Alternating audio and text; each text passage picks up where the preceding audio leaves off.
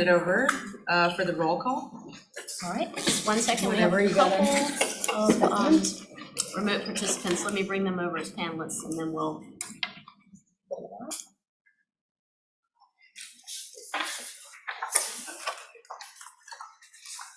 Okay, Town of Ashland, Mr. Martin. Present. Mr. Root. Mr. Root. He told me he was gonna be online. Hello, I'm here trying to find the unmute on the new version. Thank you.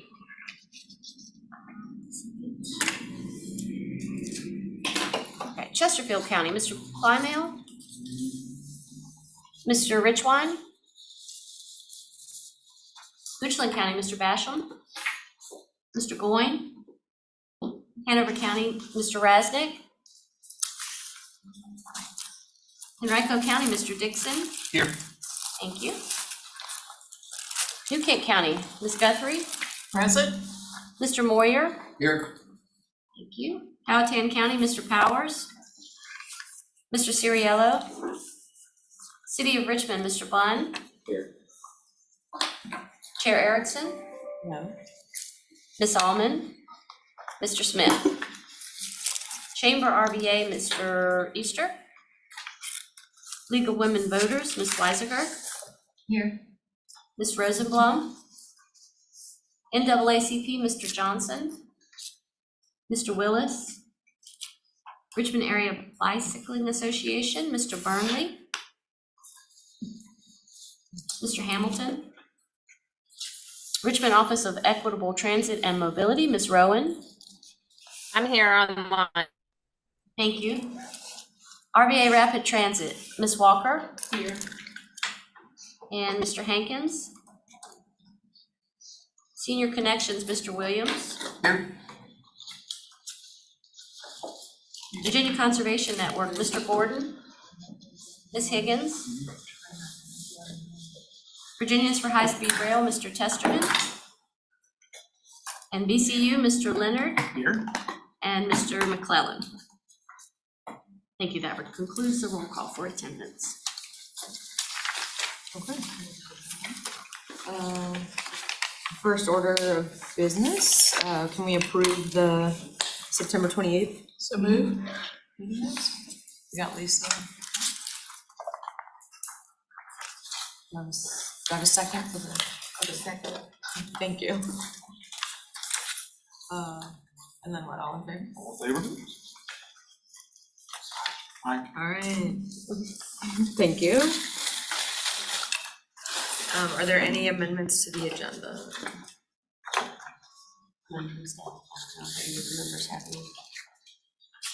Suggested amendments. Okay. And then online or here, are there any public comments? We haven't received any requests. I don't have anything for the chair's report with Gordon Dixon. Is this your first meeting? It is. Hello, welcome. Hello. Thank you. And then I suppose we'll move on to an RRTPO update. Yes, Madam Chair, we have a report on page 7 of some of our recent meetings and upcoming meetings. I think the information itself is explanatory, so I'll leave it to let the members of the committee read at your pleasure. We have a number of upcoming meetings, including the Technical Advisory Committee on the 14th. The Policy Board will meet again on December the 7th.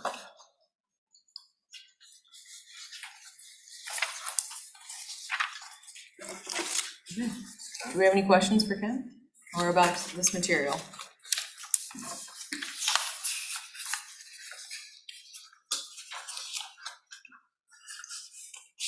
And I think the same thing could be said for the CDTA update, item 8. Item 6, that information is included as well. Don't know if there's anything else that we need to add. Miles, do you have anything? Barb? Okay. So that information is there for the membership. Okay. Okay.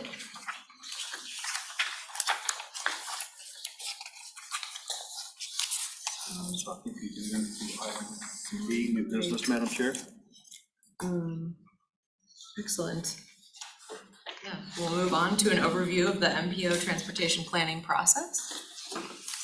And Madam Chair, the reason that we had put this item on here is that as we have continued our discussions about looking at ways to enhance the role of the membership, we felt it might be instructive to make sure that everybody's on the same page in terms of their understanding of how the planning process works. We don't want to just take for granted that everybody has the same level of knowledge concerning that process. And we've had some new members come on board. For those who've been around for a while, then I guess you can maybe take a nap during this presentation. But the idea is just to bring everybody kind of up to speed in terms of how the process works. This is part of, again, our efforts to identify ways that we can get the committee more engaged and involved in our programs and our processes. And Mr. Bushing is going to give that presentation. Yeah, can I, With and me, yes, Okay. we're working on it together. Okay. But I want to just jump in and echo what Ken said about kind of setting the expectations of how the planning process works and your new role in it. Miles is going to start with some really great examples of times where community engagement has actually been a crucial part of the planning process. And I want you to be thinking about how you can kind of see yourself or your organizations in each of these steps, because what we're going to do for 24 is model our CTAC meetings after each of those kind of parts of the planning process. So that's really clear that community engagement fits within the whole planning cycle, not only in the times when we have public engagement, although those are the important pieces too. And so we're kind of taking a step back to look at the big picture, but also figure out how your new roles are fitting into each of that entire circle.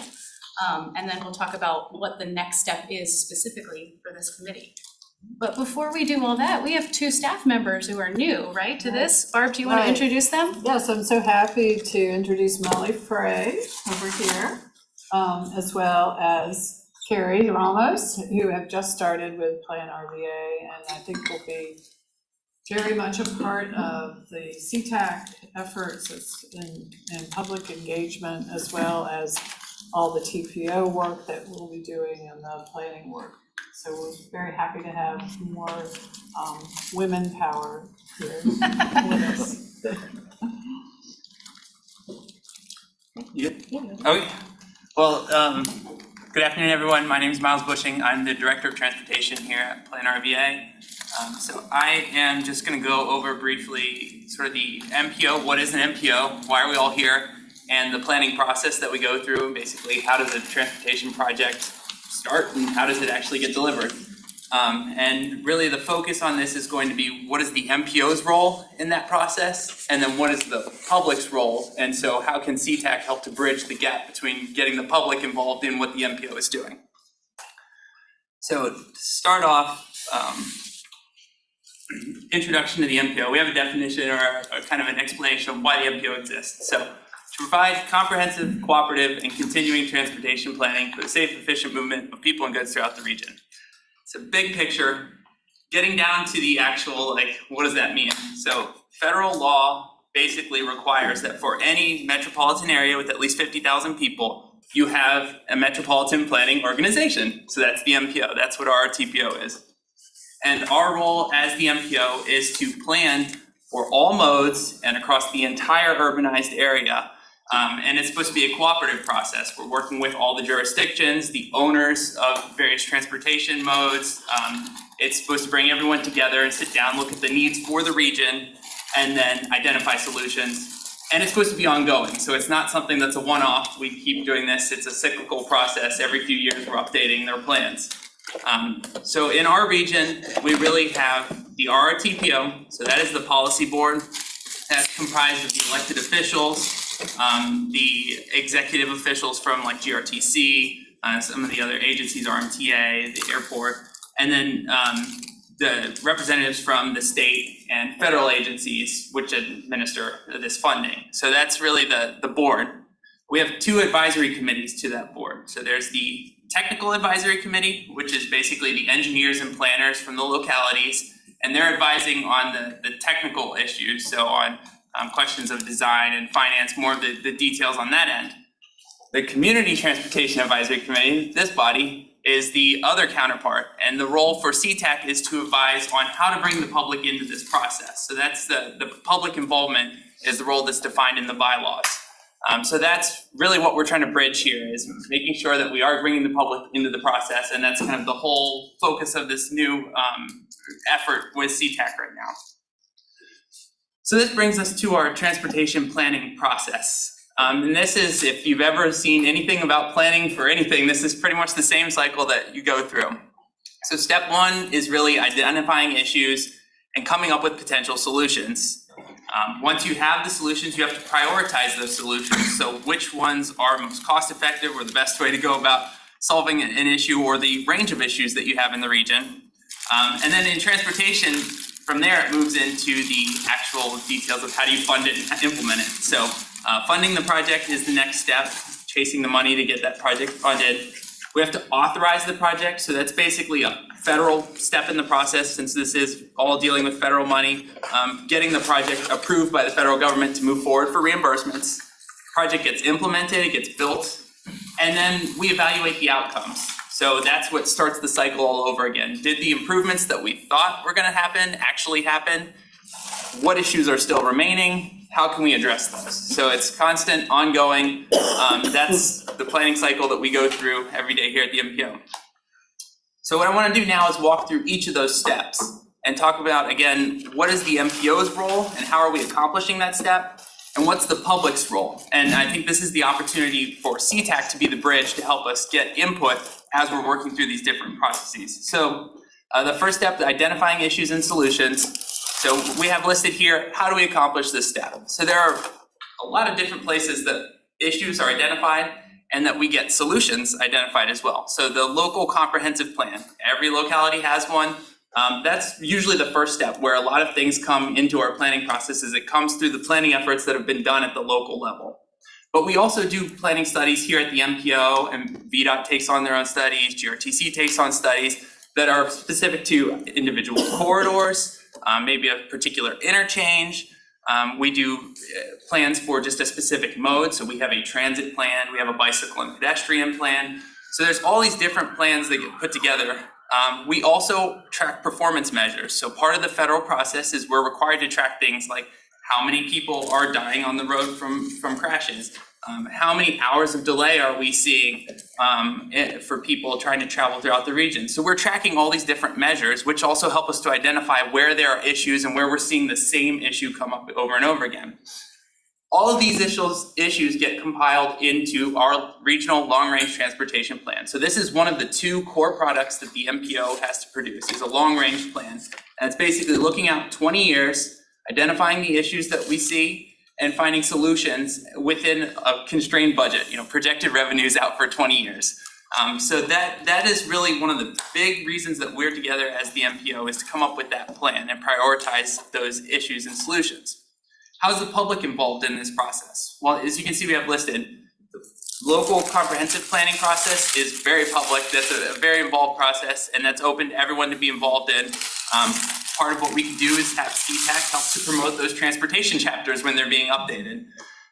Providing input on our unified planning work program. So this is basically the budget and agency work program. On an annual basis, we adopt this UPWP, and that actually lays out which studies and projects we're going to be working on for the upcoming year. So having input on which issues we're studying is a way of helping to prioritize which issues are most important to the region. Some of the other things on here is during the long range plan, we always ask the public for what issues didn't we capture? We pulled from all these studies and plans and things that have been done, but what did we miss?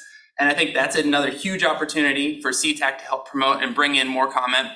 The last thing I had on here is weighing in on the proposed solutions that are considered in the long range plan. So we've looked at issues, but we're also looking at the solutions. So, maybe the road widening isn't the preferred solution that you'd like to see. Maybe it would be something that was more multimodal. So that's the opportunity to weigh in, and CTAC can help to drive the comments that we get there. I think a good example of how this is played out is actually with the Rockwood Small Area Plan in Chesterfield County. So that started as a very small area plan, redeveloping, looking for more of a mixed use area right at the intersection of its Courthouse and Hull Street, right? And so that has turned into now their actual transportation projects that the county is coming in, asking for funding to help support sidewalks to make this a actual livable community that people can walk around, get across the street. So it's turning from planning into reality. And it started here by identifying those issues as part of that planning process.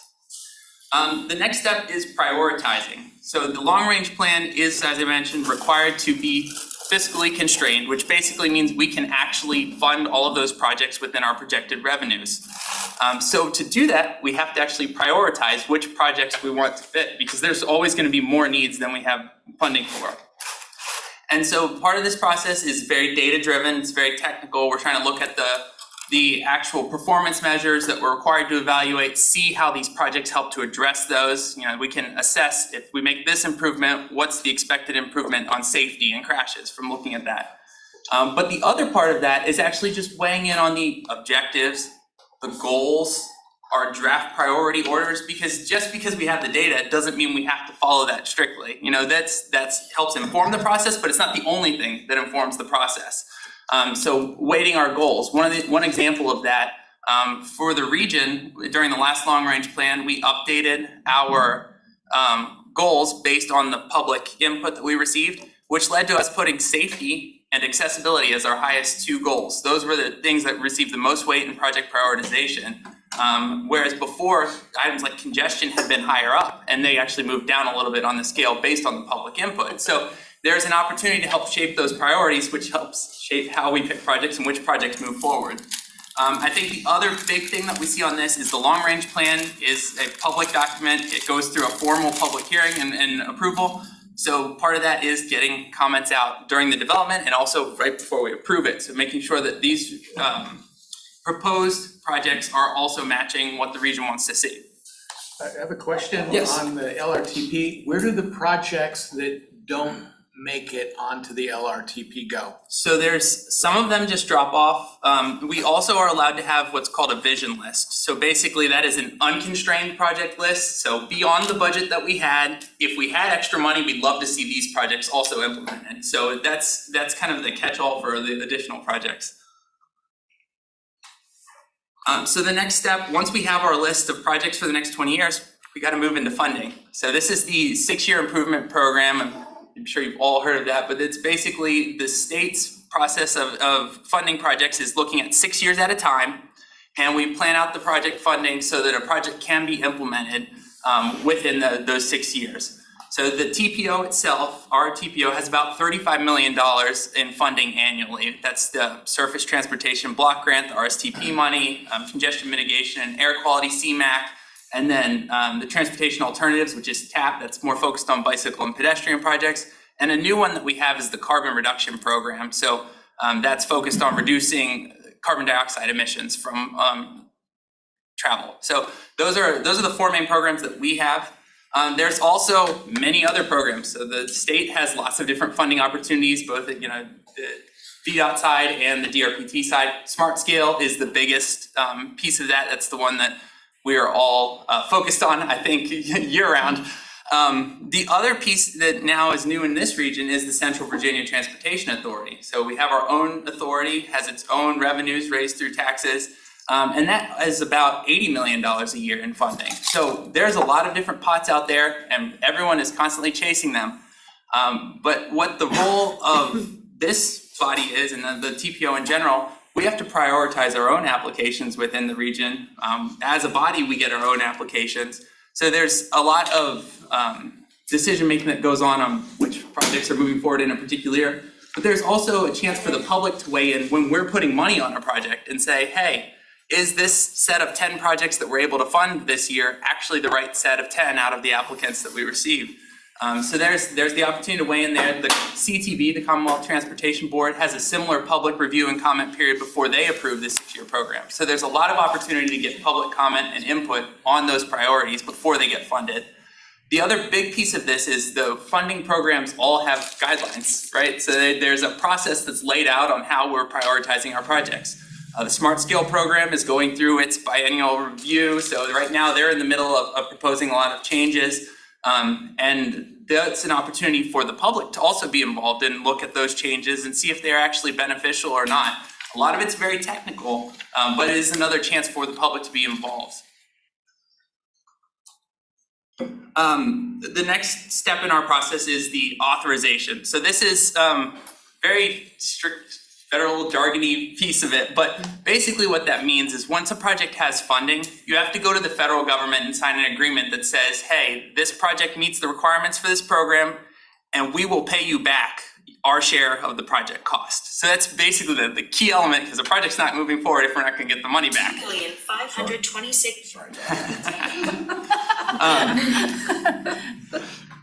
Well, we know how much the project's gonna cost.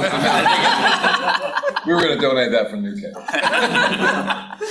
So the TIP is really the key document on this. So the Transportation Improvement Program, this is the other key document. So we mentioned the long range plan earlier. The TIP is the second major product of the MPO. This is essentially the region's opportunity to veto any project that's already been funded. If the project doesn't move into the TIP, it's not moving forward. So that's the main piece of how the MPO has a say over projects that have been funded to make sure it's still meeting our priorities as a region. So the TIP covers a 4-year window. We just adopted a new one that just went into effect this past month. So it'll be in effect for the next 4 years. And basically that process is coordinated through VDOT, but everything comes back to us for those TIP amendments. So the CTAC's role and the public's role in this process is reviewing all of those TIP amendments when they come in and providing comment. Everything that we get goes back to the board before we add a project in. So if we had a ton of comments saying, hey, please don't add this project, don't move it forward, that would give the board something to consider before they move forward on it. The same thing with the overall TIP project list. Every time we're adopting a TIP, there's a public review period with the chance to review all of the projects that are being proposed as this slate of projects for the next 4 years. So that's an opportunity to weigh in on those projects. And again, if anything comes out of the TIP, it's not moving forward with the federal money at that time. So it's a chance to put pause or potentially veto a project. The next step is really the one piece of this that we're not involved in really much at all, and that's the implementation. So really that's going to be VDOT, GRTC, the localities are going to be actually going out there and building the project. That's not something that we're heavily involved in.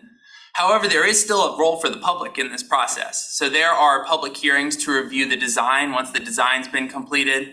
If it's a new road alignment, there are location public hearings. If there are multiple alignments that could be chosen to decide what's the best place for this road to go.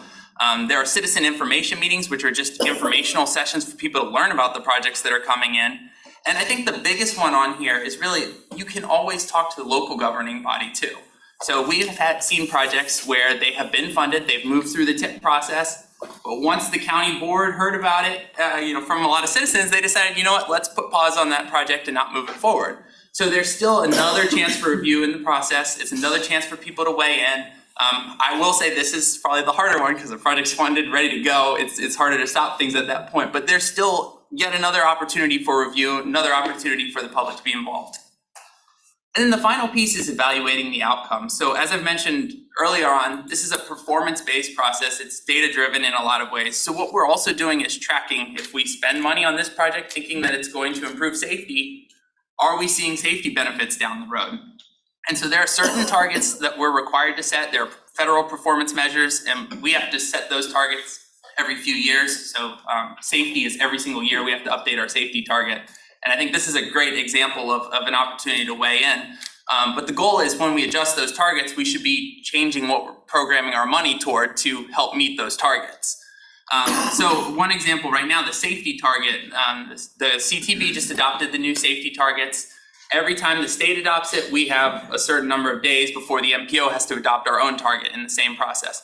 The safety target for this upcoming, or for this fiscal year is 4% increase in fatalities. Well, that's not great. That's not usually where we want to be on those sorts of things. We want to be going down. So the MPO has an opportunity to say, hey, we don't agree with that target. We want to adjust and focus more heavily on safety and try and target decreasing fatalities. Again, it's a data-driven process how those numbers came about. But there's an opportunity for the MPO to weigh in separately. And I think one of the big things that could push the board to go in a different direction would be getting public comment that says, hey, we don't like this direction, let's go somewhere else with it. So those are kind of the opportunities on the evaluating the outcomes. And once we evaluate outcomes, it starts the full cycle back again. So we start planning, looking at the issues, and go through the whole process. So that's in a nutshell what the MPO is doing. I think we wanted to open it up just for questions about the process, the MPO, any of that after the. Lisa Guthrie, I guess my observation is, where does CTAC enter into this? You know, are we the bridge between the TPO and the public? You know, how can we affect this process?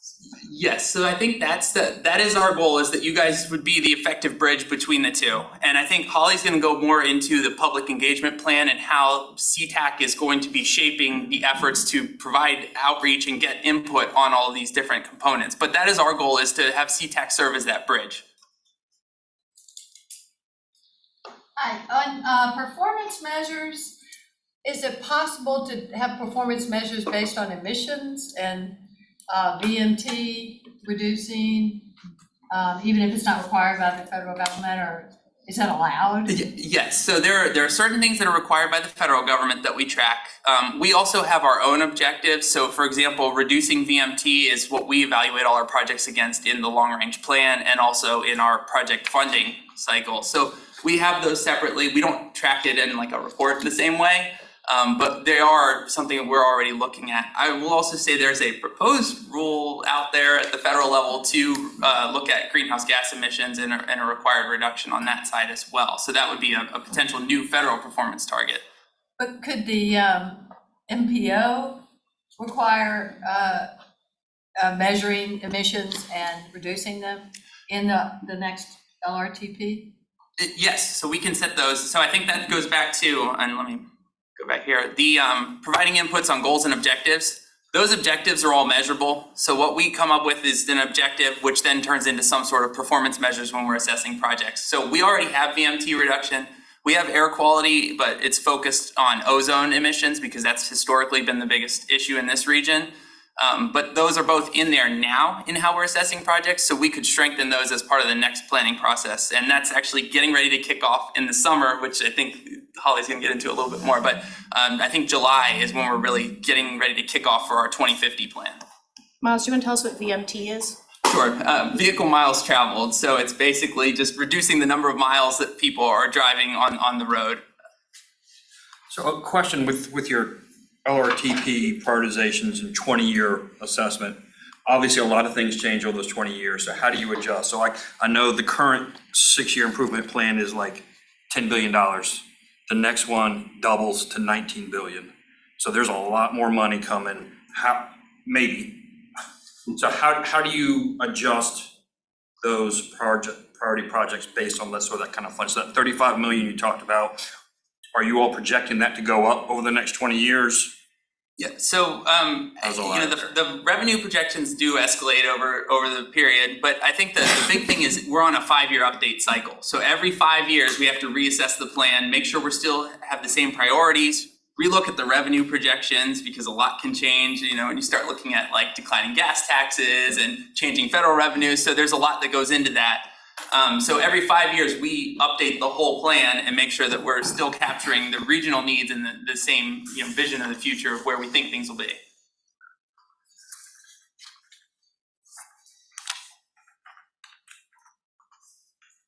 Any other questions? Another question, is that funding formula of the 35 million, is there a percentage of that? Or how does that 35 million determined? So basically there are certain federal program funds that are based on the urbanized area and go directly to the large MPO. So it really only applies in regions with 200,000 people or more. So that's how we get those ports. So that would be like the Surface Transportation Block Grant, which I think is about $25 million a year in this region. The Carbon Reduction Program's the same way, the TAP Program's the same way. It's based on our population and that's how it's distributed. The Congestion Mitigation CMAQ is a little different. That's an agreement that we have with the state because of our historic issues with ozone to continue having that funding to reduce emissions. Thanks.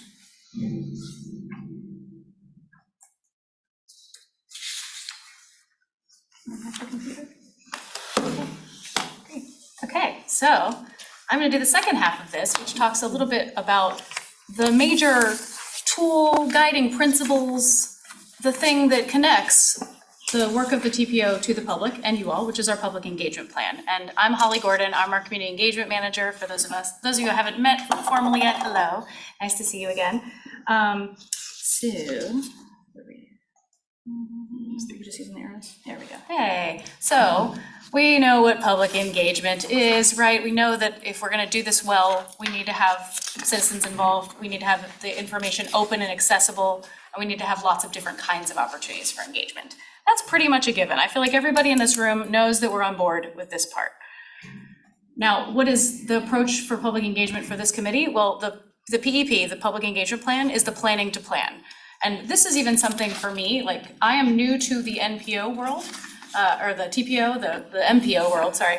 But I'm not new to community engagement. And for me, it's almost, I have to remind myself that this is the planning document and this is the work that we're doing as the framework for all the future activities that we will do in each of the things that we do. So this is kind of our overall strategy.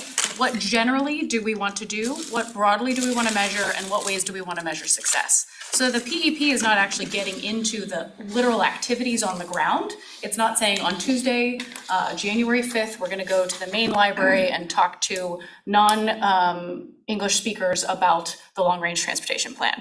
Those are some of the things that we'll develop a little bit later, but the plan, the PEP, is discussing broadly what are the types of things that we wanna do. Now, the good news is this exists already, right? All we have to do is update it. So if you've looked at this document, I'm actually gonna go back for a second. At our last meeting, it was actually, I think, included in your packet, and it's also on our website. It's also linked here from this presentation.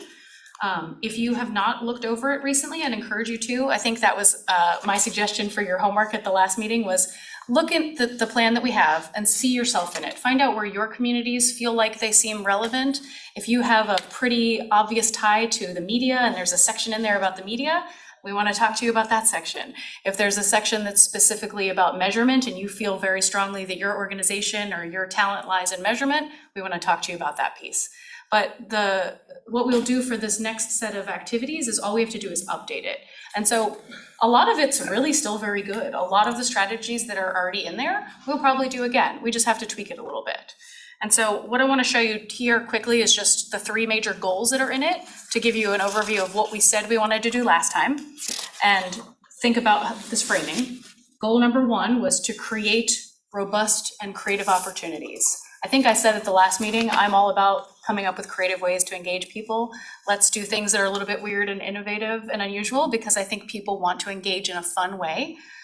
So we're going to have our traditional methods, public meetings, comment periods. We want to engage traditionally underserved communities. And we want to think about, for all of the things that we do here at Plan RVA, what are some specific engagement strategies for those things?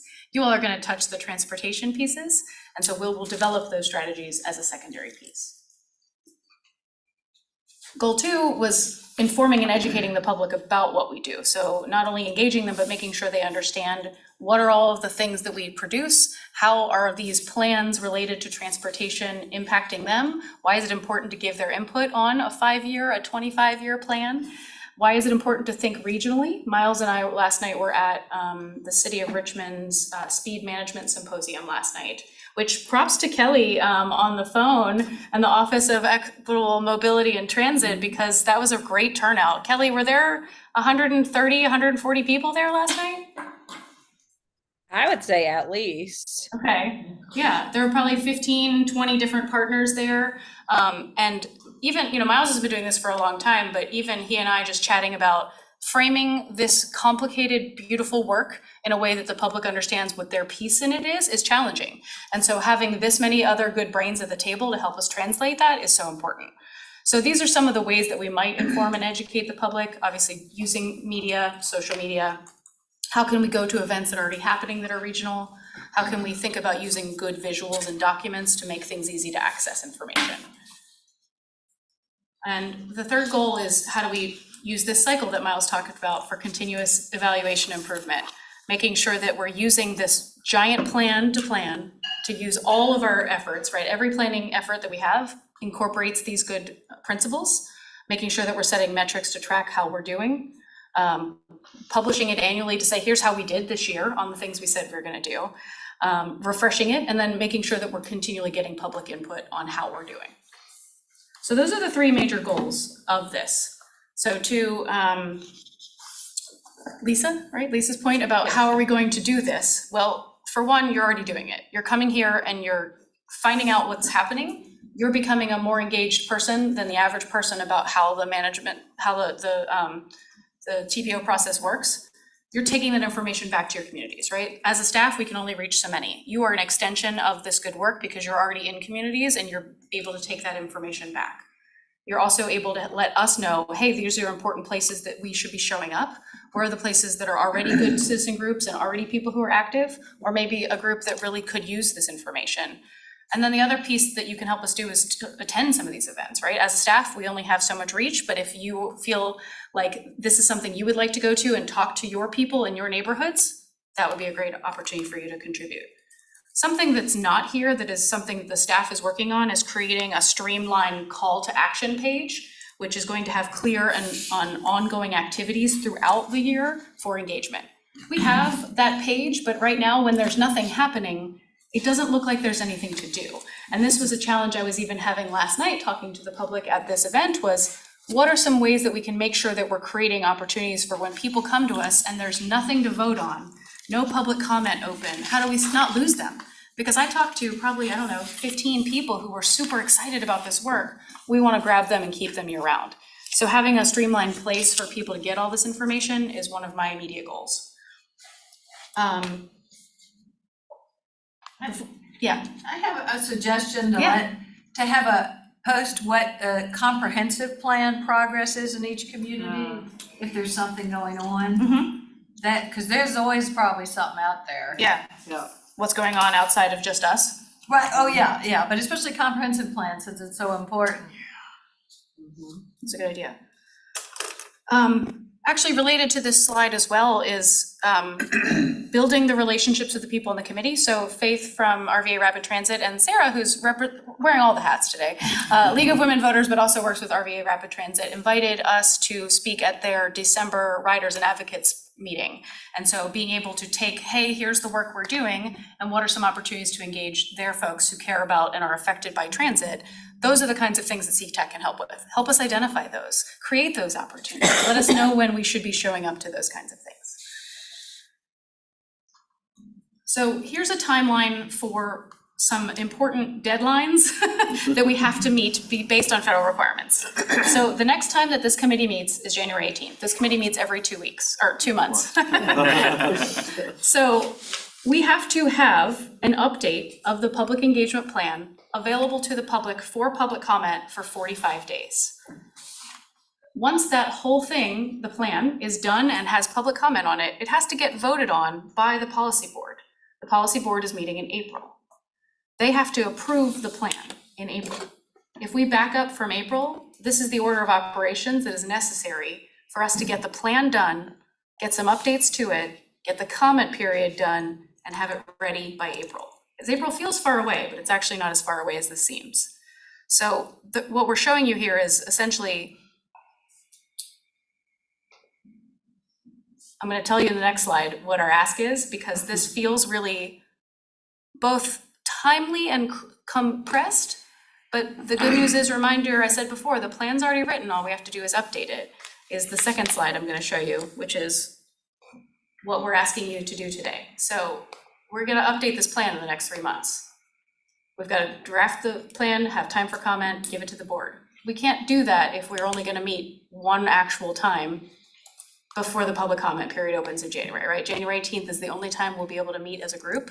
So here's what we're going to suggest. We would really like to create a smaller group to meet in the next 3 months. So what we'd like to ask you today is to authorize the staff to work with the CTAC chair, Sarah, to set up a small work group to update the public engagement plan.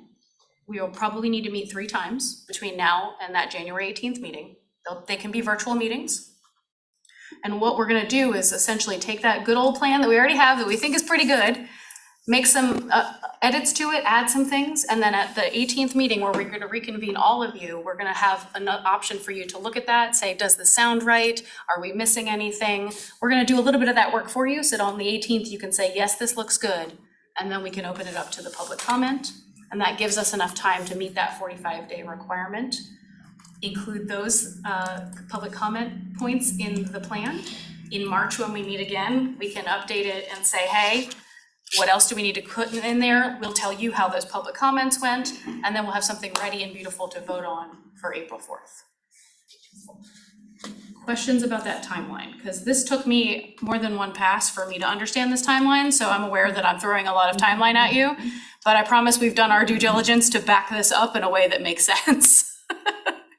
So I know that you all are hungry to do some activities, and I am with you because I am an action-oriented person. So every time you're like, but Holly, there's a plan, I say, but can we just get to the activities already? So I want you to, I hear you, and those activities are coming in April through July. That's when we're actually gonna create those strategies. The next activities that we actually have is this part. We gotta just update the plan. Faith, did you have a question? Yeah, I just wanted to know, what does the public engagement process look like? So if I wanted to, let's say we decide on that plan and it's now ready for public engagement. What does that look like? Is there a form? Is there a link online? Is there?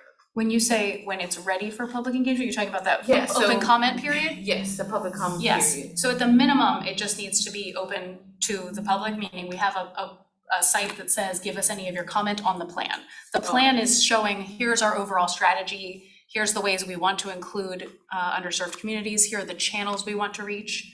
So it's asking the public, do these seem like the right things? Are you saying you're gonna do all the right things in order to engage the public successfully? So I guess, is there marketing for that? Is there emails that go out? Yeah, so Miles made a good point to me because I asked him this question is, this is just the plan. It's not actually the activities to get people involved. So where we really want to spend our time and energy on getting the word out is when we actually have activities that are around the things we want people to vote on, money, dollars, plans. This piece is just the step to say to the world, here's what we think is a good strategy, tell us your thoughts. So yes, we will have some engagement around it, but we're not spending a ton of time and money on publicizing the plan. Like, it's out there, but I don't need to have 25 community meetings about the plan because there's not actually any specific activities in it yet. Miles, am I explaining that correctly? And I think maybe the way to think through this, so this really is a framework document. Every time that we're actually doing like the long range plan update, or we're doing the TIP update, or anything like that, we actually have a specific public engagement strategy. So that's strategy document, that's where the real details of, we're gonna have this many charrettes, we're gonna go out into the community and hold this many meetings. So that's the real detail oriented, the nitty gritty piece of it. This document is more of like, here's the big picture goals of what we want to achieve with engagement, and here's the general things we're going to do, and here's a list of potential tools we could use to do that. But it doesn't really get into the details of any specific product or any specific outreach effort. So it's a little harder, I think, to get people excited about that side compared to when you're actually asking them on something specific and tangible. If there's a new social media platform that you're aware of, that Plan RVA may not know of, this is the time to get it into the plan. Because then it's on the checklist of activities that they can adopt, say, oh, we're talking to this community, we heard that this is the best way to talk to them, we've got it on our checklist. So that there's no curveballs coming in when we're in the heat of the process trying to get input and somebody says, well, have you thought about this? Well, no, but we don't have time.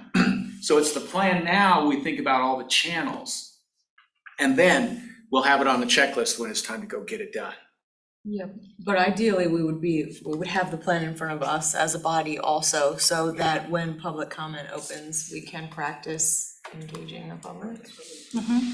And an example of something that got added to this plan, I believe, that didn't exist before that, was budgeting for incentives, for monetary incentives for attendance for community members to attend any of the activities we do.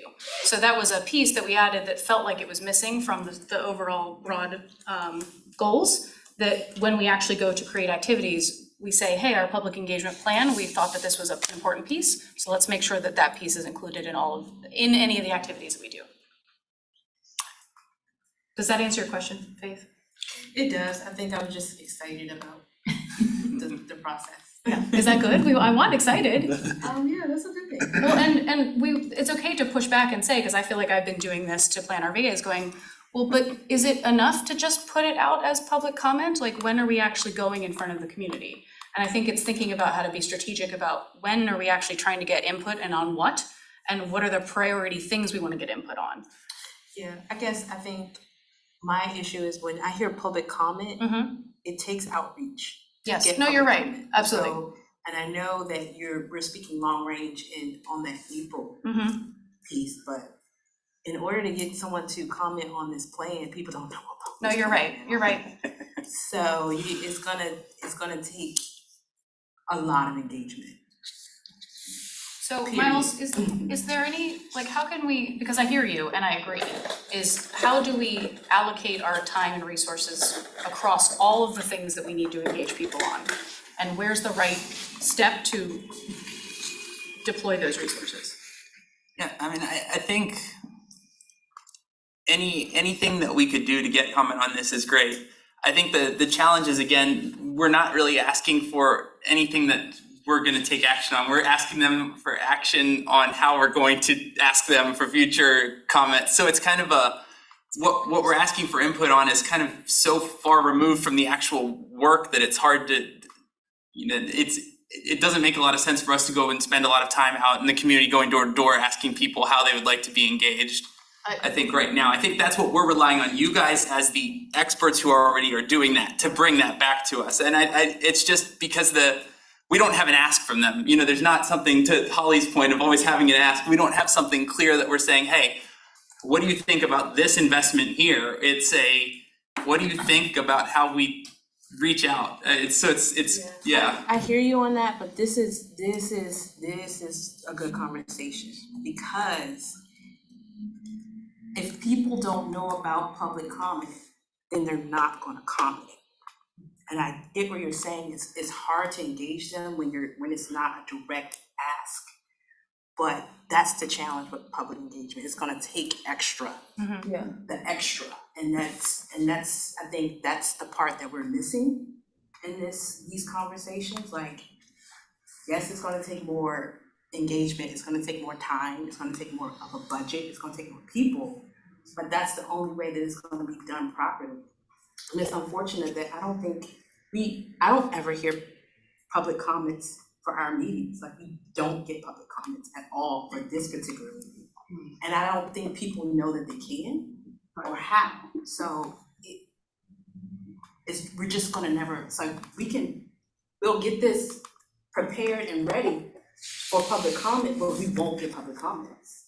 Well, I was kind of hoping that, like, I mean, I don't know what the plan looks like, totally, but I was hoping we could kind of flesh out some things, especially people who are here representing localities, like what are, it is part of our role to know, like, what are the civic, organizations or whatever that you want to get in touch with, to say, hey, we're putting out, like, this is how we're going to get in touch with you from now on about things that are coming up in the future. Does this look good to you? Who's missing? And then, like, finding other organizations that maybe you can add to a list. But if you're from a locality, like, I'm thinking about it for the city of Richmond, but if you're from another place, like, think about, I would say, like, those organizations that then can reach out to, like, who they work with, kind of like a big phone tree or whatever we've talked about. But ideally we would do that, like, for this thing first. And that's something that I think the 3 meetings that we have through January hash out, but Yeah.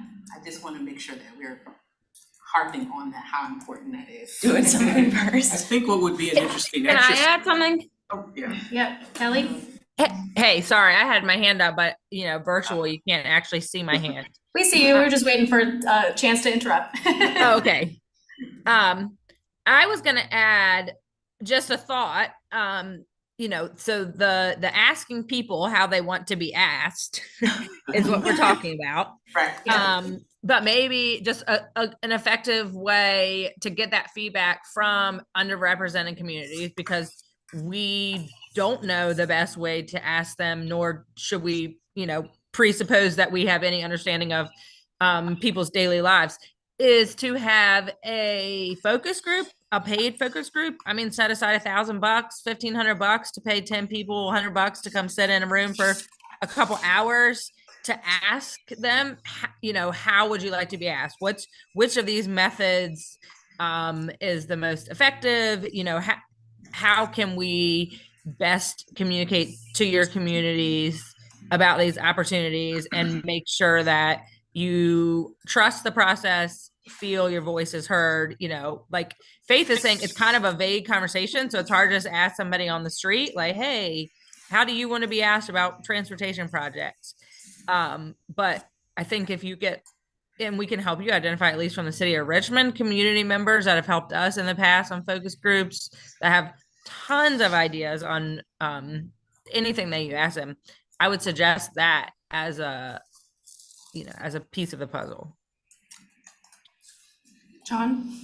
I think it would be really instructive to use the plan to develop the public engagement strategy for the review of the plan, so that we on the committee actually get a chance to use it and understand the items in the toolkit. For example, our focus groups and paid focus groups in the plan is one of the tools. Better be, because we just thought of it as a great way to do public engagement. And so we could actually apply that plan and get practice at it with the plan itself, so that when other larger transportation issues come in, as a group, we're familiar with the plan and how to apply it within our own umbrellas of oversight. So all of those points, thank you, I hear that. Faith said something a minute ago, is people don't know that they can even come to comment to this. And I think that that's what we're hoping to utilize all of your good brains, is to tell your communities about this as being one of the opportunities to share, and to, when we have actual activities, to bring that information back to help us spread the word on that. Kelly, your point about focus groups, I'm wondering, even just experiencing this last night at the public event, having a specific thing for people to practice and act on almost helps them understand the whole engagement process better. And so until we actually have something for people to actually respond to, they sometimes don't know how to even know how they want to be asked. And so I almost feel like until we get into a better cadence of that, is having a specific thing a good test case of this whole process. Lisa? Up until this point, this committee, CTAC, especially the representatives that represent localities, have not really had a way to communicate what's going on. We've just never been asked. There is no set path on, when we're asked to do this, then we go here, or we do that. That doesn't exist. So we need to have a specific ask of CTAC and a means to actually accomplish it. Otherwise, we're just talking. It's just, there's no path of achievement there. So I don't know if anybody else feels that way, but when you tell me this, it's like, well, I don't know what in my county I would do. I don't know who I would go to and what audience I would be speaking to. So, I think we need a little bit more flesh on the bones. Sarah, did you have something to add to that? Well, yeah, I guess I have been thinking about it, kind of like I mentioned for the city of Richmond, like, are you saying that for New Kent, you want like help identifying people in New Kent that you would reach out to? No, I don't know how I would gather people in New Kent. Okay. Yeah.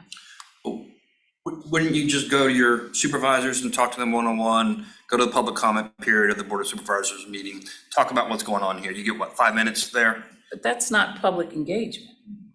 But it's starting the message, Yeah. and then you tell them, your supervisor, hey, who do you go to?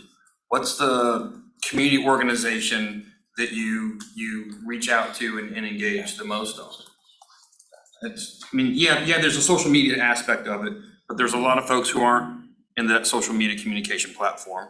And so I think talking to supervisors, asking them, who are your go-to people that you go talk to about this, whether it's, I'm making this up, Rutan or whatever club it is, or the environmental network, talk to them, see what they say, and get feedback from them. Yeah, or like your like public libraries and like community centers, I'm not sure, like You know, we could sort of look stuff up, but. Here's one of our newest electeds, gonna be on the board of supervisors, Yeah, maybe well, he has something to say. Maybe I got something to say, okay. And then Andrew. Not with the $2 billion either. The one thing I look at is, who does a good job at getting public engagement? What industry, what type of, outside, agencies and that? And what do they do to get it? We should look at, to see what kind of model they've set up and look at that and see, you know, if we can set up the same kind of thing. You know, the board of supervisors meeting is a great meeting. You know, there's the 5 board of supervisors, 4 people that always come, and the 4 people that are watching online. The one person that watches online is watching their daughter because she lives in Wisconsin. So if we don't get a lot of engagement that way, but yes, the Ruatan, the Baptist ministers, things like that, they have sources. Numbers aren't great, but they do have ways to get engagement in that.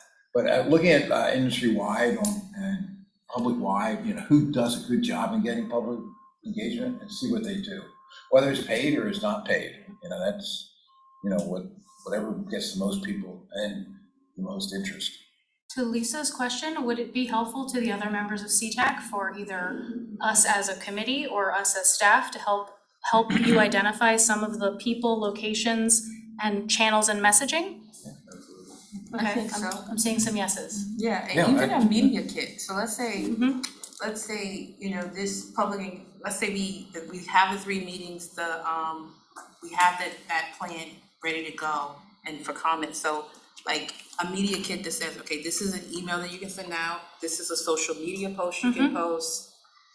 These are some ideas of some organizations that you may, and it could be broad organizations because what I have in the city of Richmond may be different from New Canaan, so it could just be area churches, local businesses, I mean, whatever, so, yeah. but yeah. Okay, so I wonder if maybe an activity that we can do is to kind of start that structure and maybe see if we can get some of the information that the members already have, like Faith, you already have, I know in your brain, like 100 different organizations, and maybe say, let's start populating that. So it feels like a communal effort, but we can take the responsibility of giving you that structure.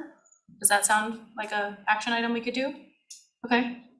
And do we think we could have that as like an appendix or something, like somewhere that Yeah. exists? So if there's new members, they're like, okay, Yes. cool, that's my Yes. role. I reach out to these people, I Yeah. update it every And what year. we're really asking anybody who reads this to do, you know? Yeah, okay. I do like Kelly's idea with the focus group. Yeah, I do Because too. I think, you know, versus me, I know, and I understand Lisa's concern because, I mean, in our organization, we already have a program for this, I guess, this engagement that is ground floor, right?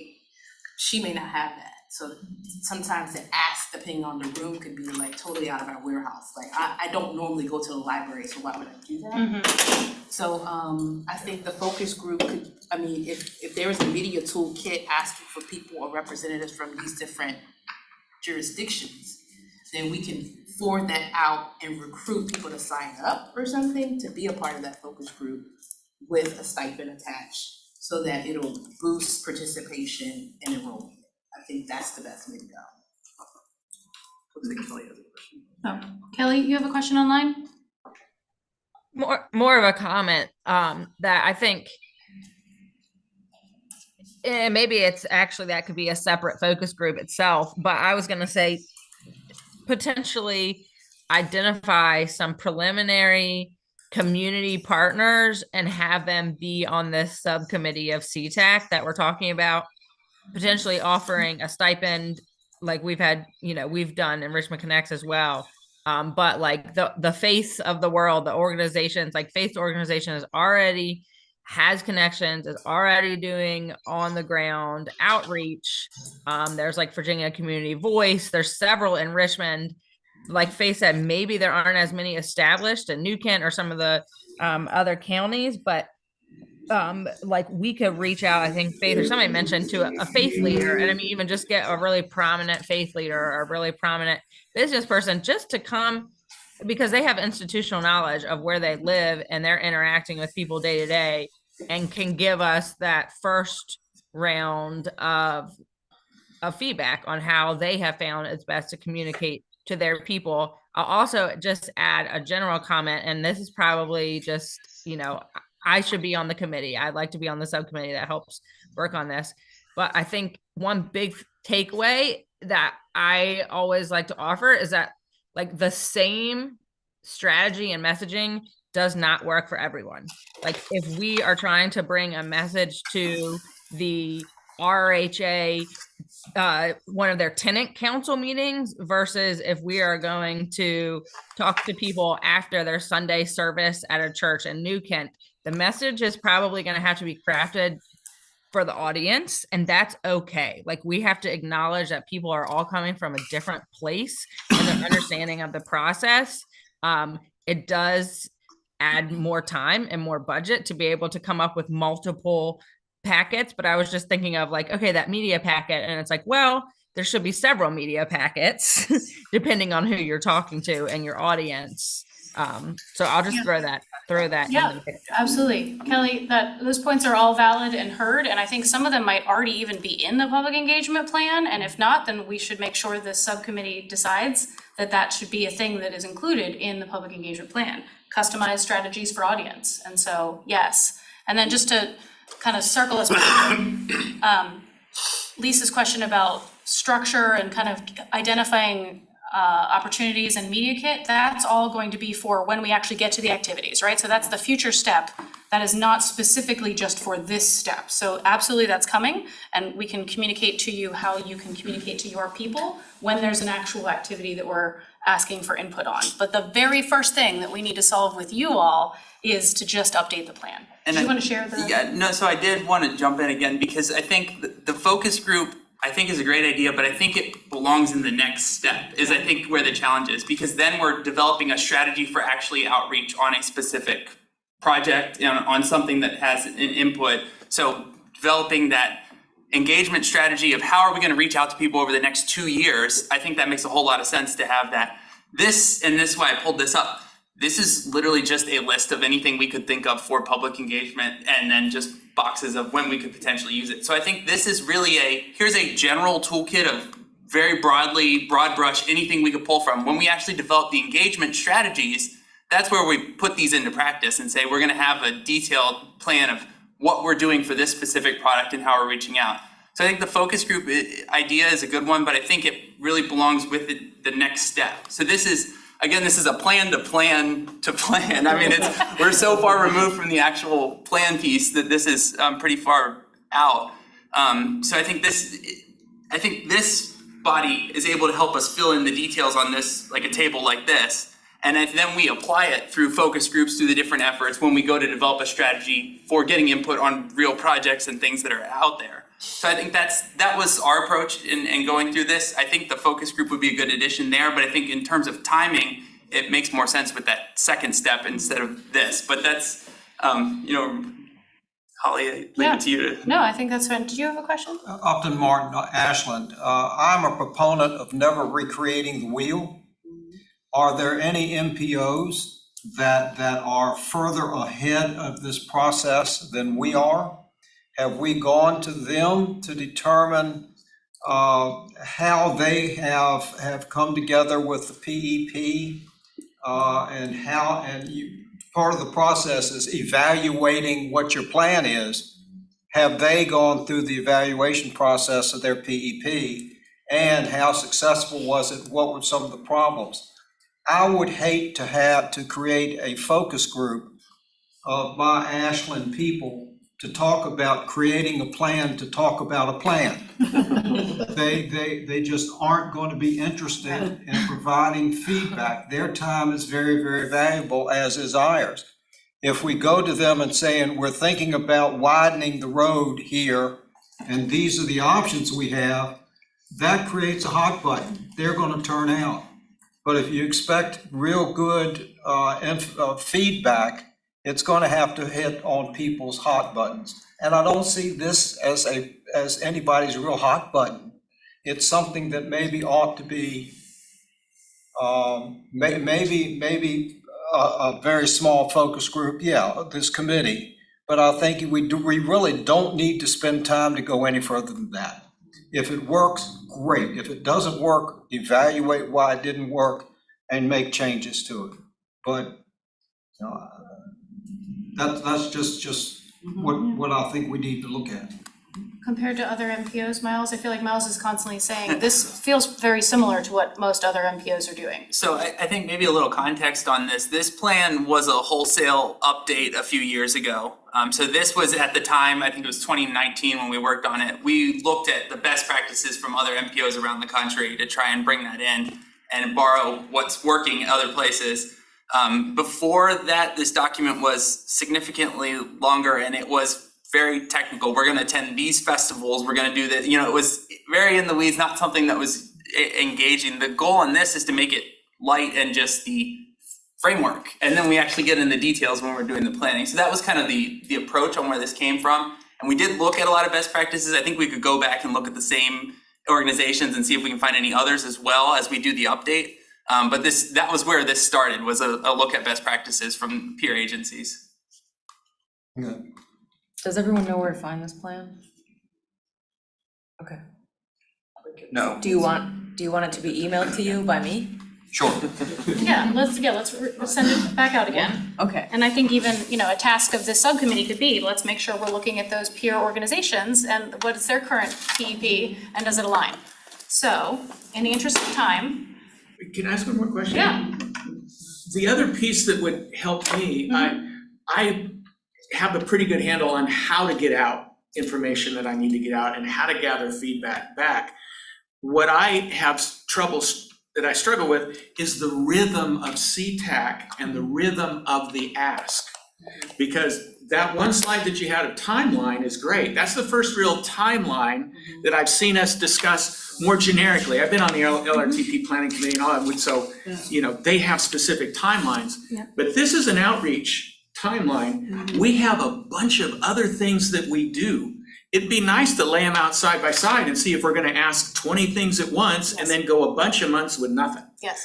Because I need a rhythm to be able to ask and allow time for people to digest and bring feedback back. And then that goes to Faith's comment that she had about people coming here. If we knew the rhythm of CTAC and the issues that we would be talking about at upcoming meetings, we can foreshadow the need to have people at a meeting at a particular time. Yes. So they don't feel like they're caught on the heel and not knowing what they're coming to make a comment about. Yes. So that sort of long-range plan over the course of a year, we do this every year. We know what's coming up and what month it's gonna come up. Yeah. Let's lay it out and see if everything fits so that we're not jamming a bunch of things up at once. John, I wholeheartedly agree, and we are building that, which is partly why the expectations of this committee were changed to better do some of these things, to actually give you the power and the agency to start to help us act on those things versus it just being primarily staff driven. So yes, I agree. Okay, so where are the arrows? There we go. Okay, so this is our ask. So we're talking about last week of November, mid-December, early January. So we want you basically today to just say, hey, can we authorize that? How do we want it? Do we need to take a vote on that? How do we do this? Feel like, do you, CTAC, authorize the staff to work with the chair to set up a smaller work group? Is that can we get a motion? I think we could get a motion, so it'd be in the minutes to that effect. A motion that. Thank you, Faith. Can we get a second? I'll second. Everybody's second. Any discussion? Everyone in favor or? You might want to ask if there's any discussion first and then. Any more comments? Concerns, questions? We want to establish how many people will be on that work group. I don't know if the number matters so much. Yeah, I think that's up to you guys to figure out. yeah. Good question. And would you probably send out like a doodle pool or something to. Yeah. See those. Yeah, we will take care of the logistics and the peopling. Okay, Let me get a. everyone in favor, I guess? Aye. Okay. All right. Yay. Right. Excellent. Okay, so then. Thank you. Thank you for that. So we talked a little bit about this already. This is just kind of closing out this process. Yeah, we already did that. And then this is also why we're doing this. We're elevating the profile of this committee to help be a leader of our public engagement review process. So through the plan, all the things that we're gonna do, the good structure we're gonna give you, media toolkits, and that also this will help us be better positioned to fill the vacant seats. Because we know that there are people who are not represented here, and that's step two, plus all the new elections that are happening. So now that we've got some good meaty things for you guys to work on, it'll help us fill those empty seats and then we'll be fully staffed. So, thank you all. Question? Yeah. Add something real quick. So there's two things that I'm seeing as maybe something else to explore. Maybe not as part of the plan, but just in talking about the CTAC being a new like representative in public engagement. First, I think talking just about locality representatives, all of us are coming at this from different backgrounds. Obviously, some people have a lot of direct experience in public engagement. I do not, and I know other people do not. It might be helpful for some of our future topics to be training sessions on public engagements or information about how to get better at that, both in like civic engagement, how to identify organizations and go talk to them, and in like face-to-face meeting with members of the public and how to speak with them, like Kelly was saying, in different ways based on your audience, in an effective way, and how to go about doing that for people who don't have official training or background in that. And second, again, talking about locality representatives on the CTAC, all of us were appointed by our localities, but that appointment does not come with any built-in connections to that locality other than sitting at this table on this board. I don't have any connection to the city of Richmond. When you say, go back to your community and talk to them about this, I can't go to the city of Richmond and say, hey, the NPO wants me to ask about this. Like, I don't have a contact at the city or anything like that who appointed me to this. So I don't know if working with localities to set that up or create some kind of official connection is possible, but it could be a helpful way to bring in CTAC members and then have a built-in connection back to their communities that is like an official capacity in addition to whatever connections they might be bringing. And perhaps we could facilitate that just through our communications with the members of the TPO Policy Board, since it's elected officials that sit on the policy board. So maybe we could help facilitate that through some of the discussions with them. Yeah, that's what I was gonna ask. I thought I saw a hand over here. You did, but you echoed what I was going to say, is that maybe the actual policy board members could initiate some collaboration with the CTAC representatives that were appointed for that locality and come up with a plan that works for that particular locality. Great, thank you for those points, yeah. Ken? The next item we had was appointment of a CTAC work group. I think we pretty much have covered that. Yeah. Is there anything else, Barb? Oh. No, Okay. I think this is All right, good direction. all right. So we're down to item C, other business. Okay, cool, thank you, that was a great discussion. Other business. Last time we talked about potentially moving the sites of the meeting. Do you wanna talk more about that, Miles? Or, I mean, so now it seems like they did some investigating on different places. I can give a quick overview. So Janice went back through places that we have previously held meetings around the region, and identified the staffing requirements, what the extra work was to do those, and the technical issues that we may have encountered and whatever challenges there were in those various locations. I think the conclusion from the staff side is for the board meeting, this particular meeting, you know, when we're sitting around the table, this is the best location for that, because we do have all of the technology built in, everything's here for hosting those meetings. I think these other sites that we've identified are potential options for doing the engagement and the outreach. So when we're out in the community trying to get input on something, these are potential options along with anything else we come up with during that process. But I think this document really highlights the challenges that we found when we try to do activities and meetings in other spaces. So I think Janice can answer more questions too if needed, but. Yeah, thank you for that research. But wasn't the objective of determining these off-site locations for like a community engagement meeting, not for CTAC? Well, it came Official from a meeting. request for a CTAC meeting, and then we realized that we were muddying our thoughts. We were talking about public input, not committee input, and so I think it was being clear on when do we have a CTAC meeting and when are we talking about public input? So yes, it does seem like this is a better fit for public input or community meetings, listening sessions, yeah.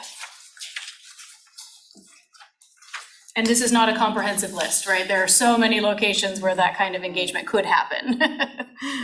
Yeah, and does anyone have any questions about this, or we could, we'll keep this as a running list and we'll add to it for other spaces and localities where people can have meetings.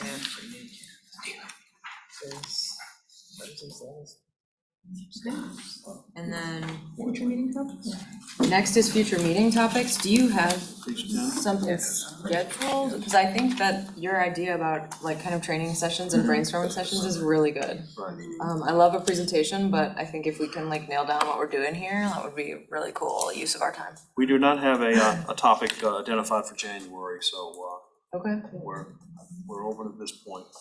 I think the goal, so the 6 steps in the planning cycle that we have 6 meetings in the year. So our thought in approaching it was maybe case studies on how public involvement, was involved in that particular step of the planning process, how it actually made an impact and what came out of it. So really looking at ways that we could effectively change the planning process or impact the planning process during each of those steps. That was our envisioned strategy for speakers for the next year.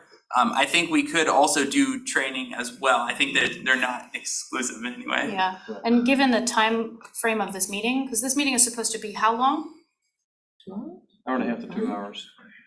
And so I think making sure we have time to cover both the work that we need to do in public engagement and learning topics and case studies, making sure that we have time for all of those things. So I don't know that we need to have a outside topic for every meeting, but as they come up, like your suggestion about community engagement, I think that would be useful. Or, like the RVA Rapid Transit presentation last time was very useful. So I think let's maybe keep identifying them as they come up, but that not everyone has to have like an outside speaker in it. Yeah. So the next Kelly meeting- has a question. It was about the previous agenda item where we were talking about different locations. Mm-hmm. And then we said, okay, we're kind of muddying the water with it being public engagement.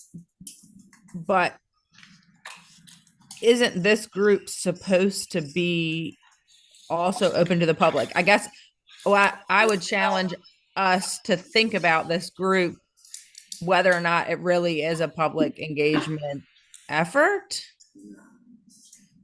Like it sounds like from that discussion that we were saying it's not. Okay, it's not a public engagement effort. We don't need to host it other places.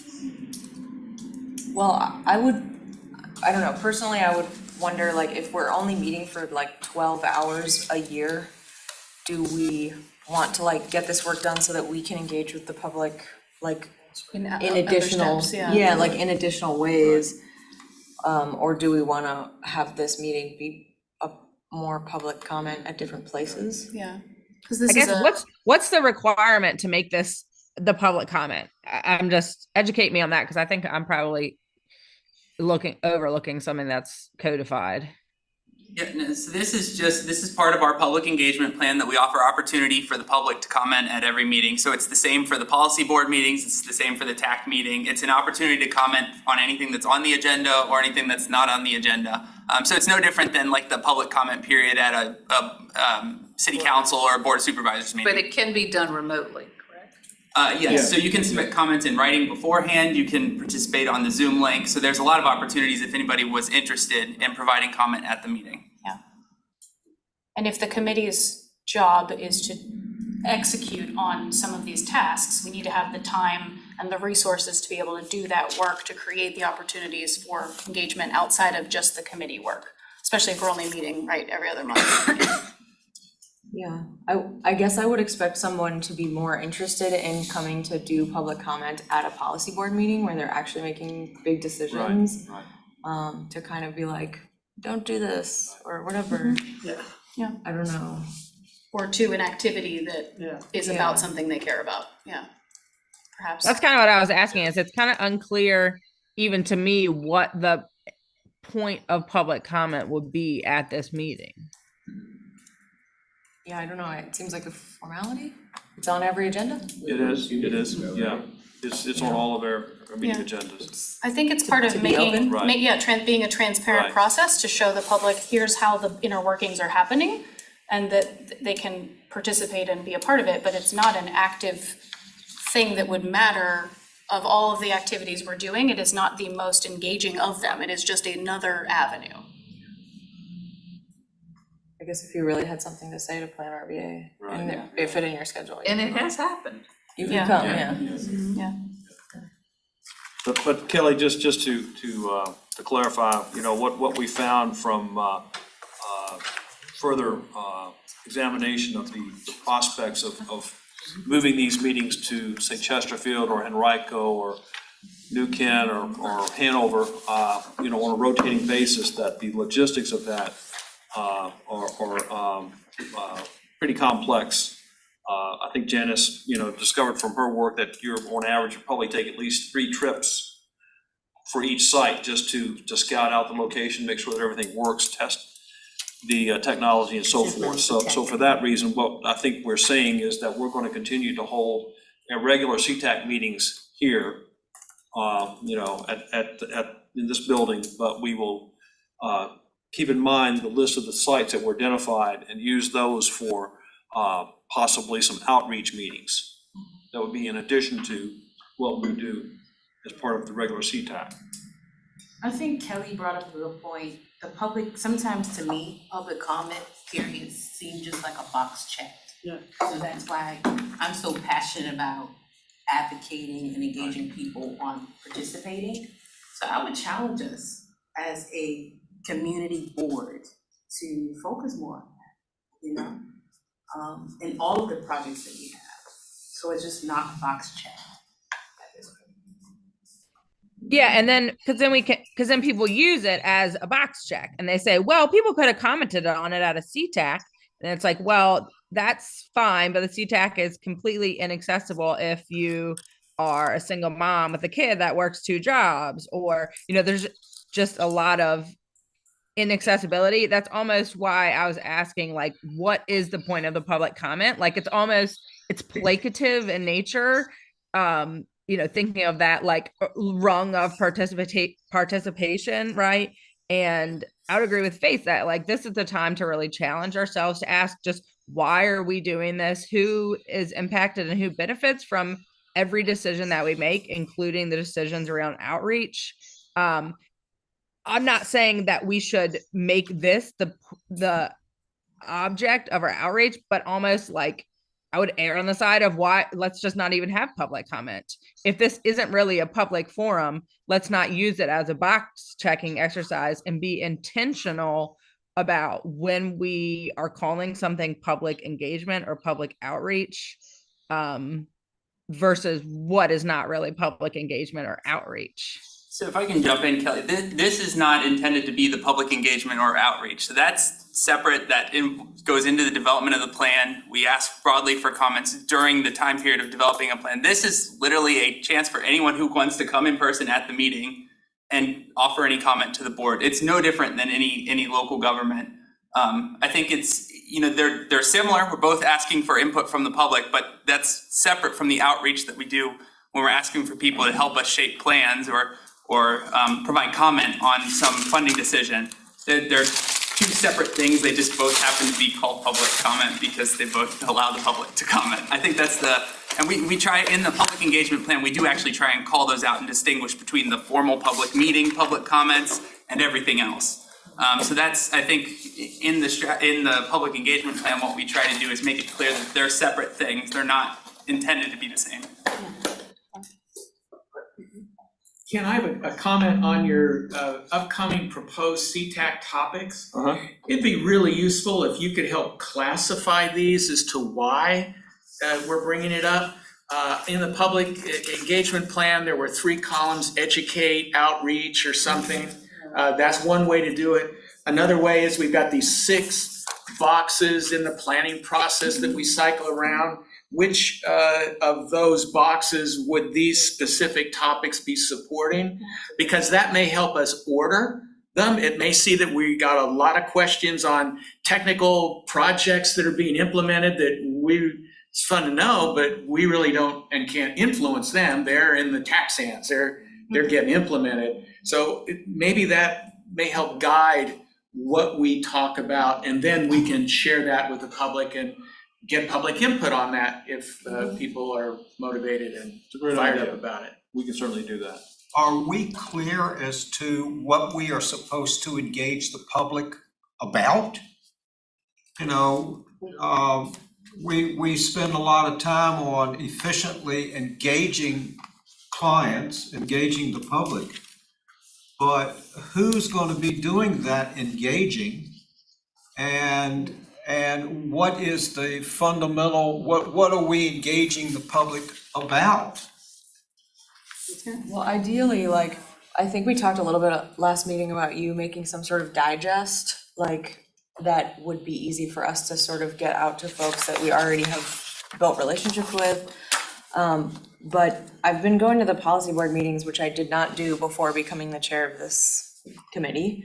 And it's really interesting. It's really cool to go to those meetings to see what all of the projects are that are coming up. And there are giant spreadsheets of projects and how much money is getting spent. And ideally, I would love to see more people engage with that, because even folks that I talk to who bike around or who do transportation, like, don't know all of this information.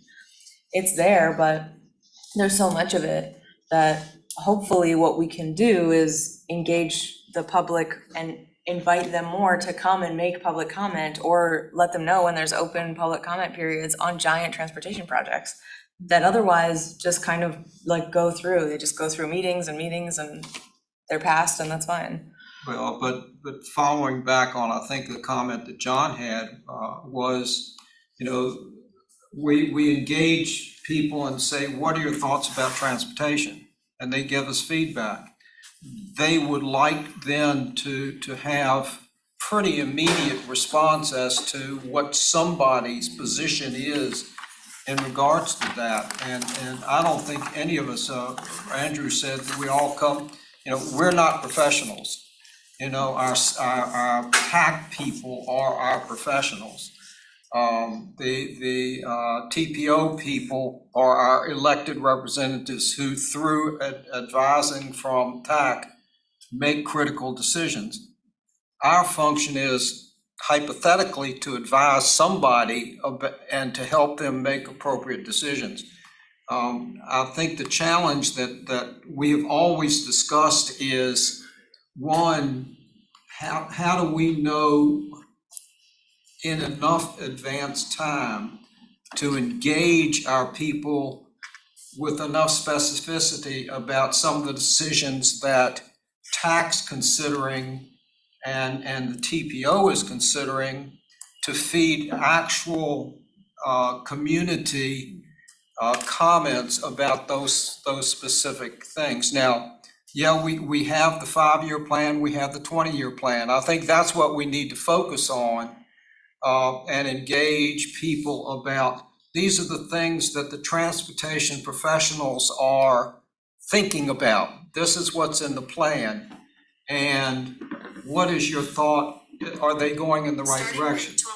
Now, unfortunately, I don't think any of us, well, most of us around the table don't have the professional expertise to be able to guide people through that thought process.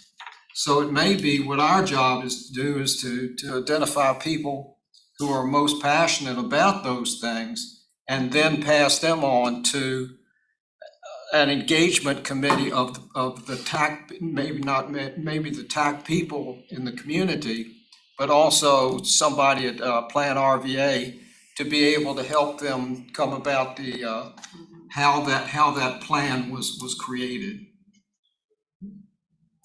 So, I mean, I think we're doing that, like that's what we're doing. We're gonna have these transportation products for a simple, for lack of a better word, that we have suggestions made by the technical experts. and we will have something specific for people to respond to. So I think to John's point is getting that calendar of the cadence is really important, and so that feels like making sure that we're sharing with you what that looks like, I think is step one. Yeah, and I also think like I was also confused about whether or not we were advising on anything, but I think I'm more so hearing that like our role is to help like reach out to the people that are in our networks or in our localities and to figure out how to do that through, educating ourselves and working together, rather than trying to be like the representative of your entire locality and like relay ideas. But, more so like bring people in to make those public comments and take up that time and like, engage in those. That was kind of what I was going to ask too, is our role to advise the policy board on outreach?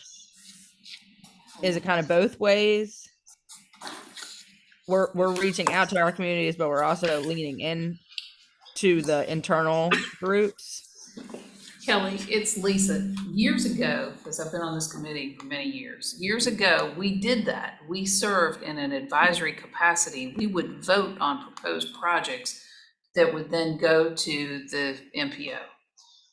That's changed over the years, and so now I think that as we get that community input and we have more community engagement, then we serve as a spur to releasing that information, gathering that information, and making sure that the decision makers at the local government level receive that. And so we're facilitators in that regard, rather than us doing an up and down vote on should we have a expansion lane at the intersection of Patterson and whatever. We're not in that role anymore, but we used to do that.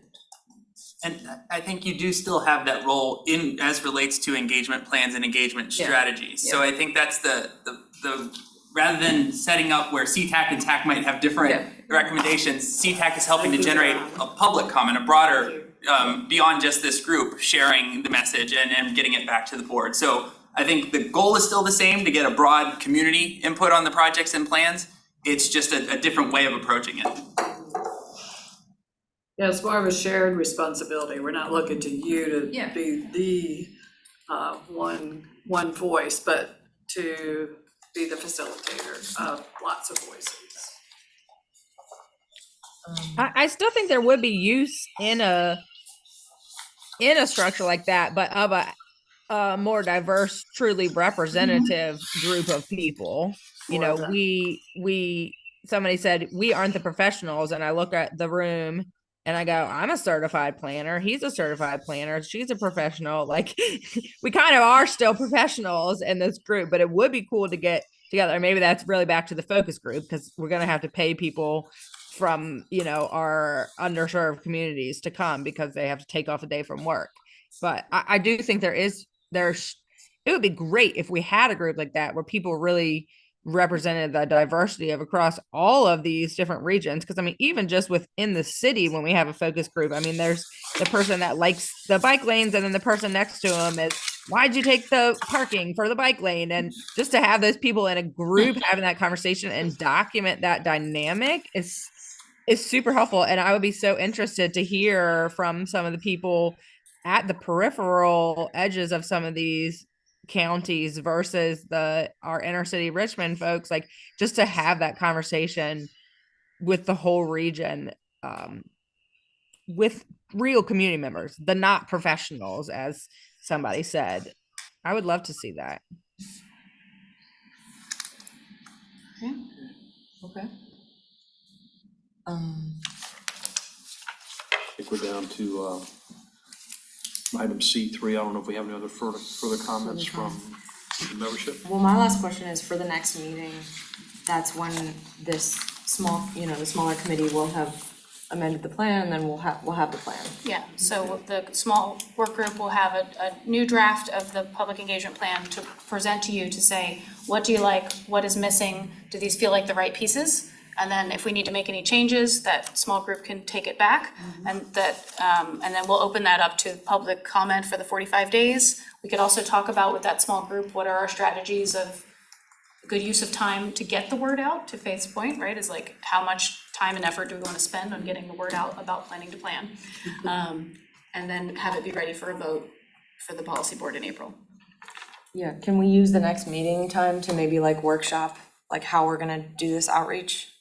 Does everyone wanna do something like that? Well, so how we're doing the outreach comes in April through July, because it will be, what are we actually doing for which of the programs and products we're creating? So all we're doing at the January meeting is saying, is this plan correct and ready to be shared with the group? Is the strategies and overarching framework the correct framework? So that meeting will be, we're gonna look at it and decide, yes, cut this, add this, no this. It's not actually January 40, we're not having a meeting on March 3rd at 2 p.m. to engage this people, because that's implementation step, which is next step.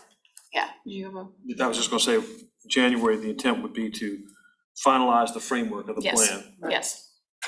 To be able to publish And then the it, strategies and whatnot, to implement that would come later. come later, yes. Yeah. I'm assuming that will be in the agenda that will be sent out with enough advance notice so that we'll have a chance to read over it Yeah, and be able. it'll be real close to it, but yes. I understand. So keep an eye out for your email that week, yeah, yeah. Lisa, did you have something else too? I was just gonna say, so we would not have an external speaker in Correct, January. We're correct. just kind of Correct. rolling up our sleeves and Yep. working on Yep. the work ahead of us. Yeah. Okay. And it's not that we don't want you to think about strategies for good implementation, we're just not there yet, we're doing that next, but we have to have the products ready. I say products, like what is the thing we're actually asking people to comment on and participate in and Sometimes care that, about. you have to back that Yeah. up from what the implementation is. Yeah. And, you know, create the strategy from that. Yeah, and we'll have more of that calendar by then too, right, of like what that backing up looks like, yes. Yeah, great questions. Okay, cool. So, see everyone on January 18th? All right, thank you. Good luck getting